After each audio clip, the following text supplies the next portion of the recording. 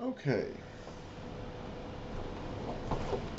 It's been a while since I've done this. It's been a. Am I?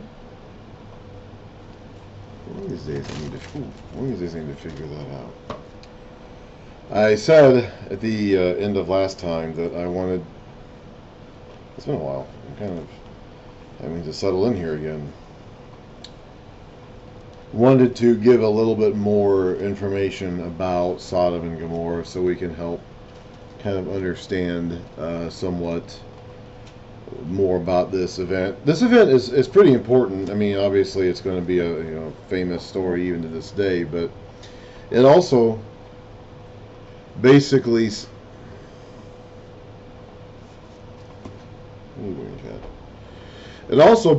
sets the tone for future judgment scenes in the Bible. Up until this point, the judgment of God was displayed in the flood, the deluge, the waters of the flood, the waters that came from above and the waters that came from below.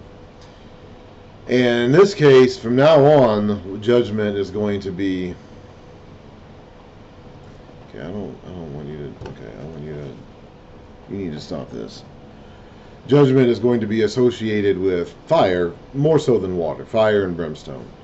Yeah, so we get fire and brimstone kind of preaching even to this day.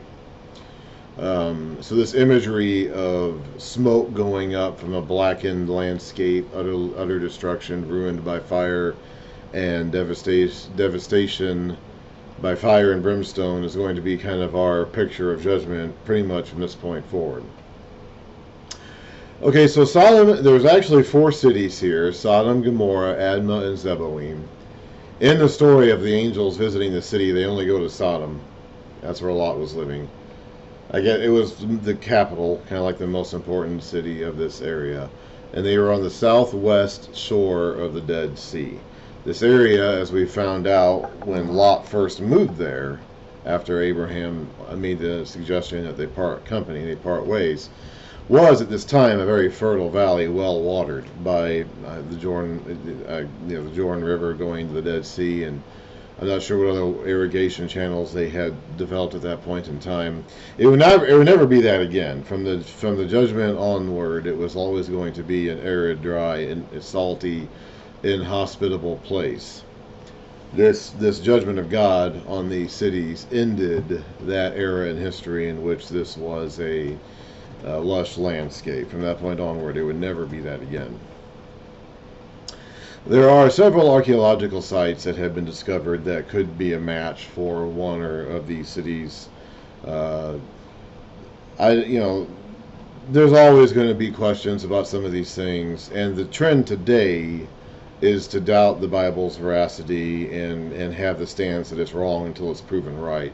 So even when archaeological evidence is found that backs up what is talked about in the Bible, the tendency today amongst the smart people is going to be to dismiss it and say that it really is something else.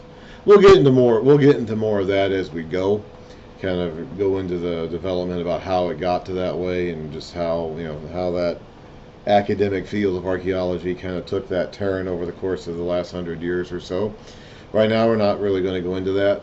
But I am going to say there are archaeological sites that could be a match for Sodom and Gomorrah. What's interesting about this is that these cities were right on top of a fault line. So probably what happened, in, the actual destruction of Sodom and Gomorrah, it was not, it's often been pictured as like a volcanic type event. It was not a volcano, of course, because there's no volcano in that area. Excuse me for just a second. Gotta make a little do something here. It was not a volcano because there are no volcanoes in that area, but there is a lot of there was a lot of petroleum type products. We read actually in the story of the battle involving the cities of the plain fighting for their independence and losing to the cities out of Mesopotamia, and then Abram having to go after those other kings who took Lot and his family captive. We read about the time there were tar pits or bitumen. I'm not sure exactly how to pronounce that. Pits everywhere, and some of the soldiers actually fell into. So this area had in the ground a lot of petroleum, combustible elements. Cats. Cat, get down. My hair is all messed up. A little hair cat. Yeah. Cats. So this area had a lot of combustible material in the ground. And so there was a fault line right underneath these cities, right underneath the ruins of these cities that are probably Sodom and Gomorrah, Admah or Zeboim, or some combination of them. And so probably what happened, the actual mechanism of judgment was probably an earthquake that occurred right underneath these cities, which caused this combustible material in the ground to surface. When it got to a certain degree, it ignited and shot up into the air and came back down as burning sulfur. Some of these cities, Numiera being the primary one, probably associated with Gomorrah. The evidence is that the houses actually heated from the inside out when the roofs caved in. So extremely hot materials fell onto these houses on top of the roofs and caved in the roofs, and then the heat spread from the inside out from there. And so the cities there was probably an earthquake that released a lot of combustible material into the air, which ignited, exploded, and then came crashing back down again as fire and brimstone.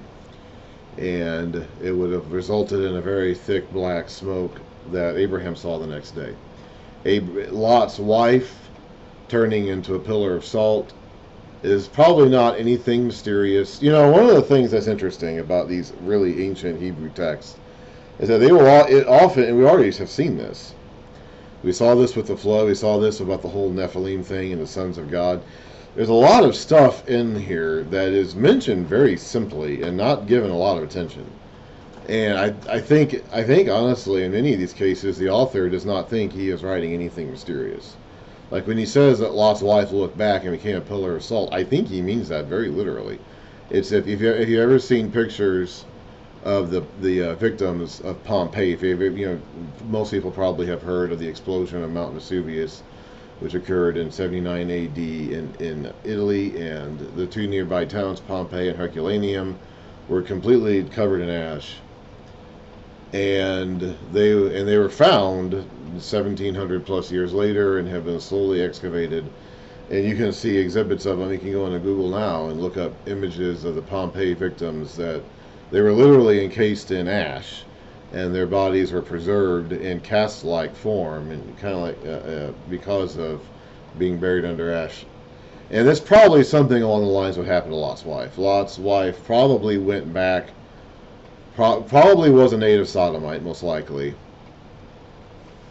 Probably went back and got caught up in the explosion and got entombed in the material that was falling, and became salt. Became a statue of salt. Became entombed in the ash and salt and the whatever was flying around there, similar to how the Pompeii victims were entombed by ash of the volcano explosion. So I don't think that the author who wrote this sentence, Moses, when he writes this, I don't think he means anything really mysterious or cryptic by it. Let me do something here. I don't think he means anything mysterious or cryptic by it. I think he means literally that she looked back, lingered, got caught up in the event, and died. And became, her remains or whatever became entombed in the salt. And so that's just something that, we can read some of this stuff and think about how, like, exotic and mysterious it is. But a lot of it, honestly, is just because the Bible writer just includes so few details that there's so much left for us to speculate about.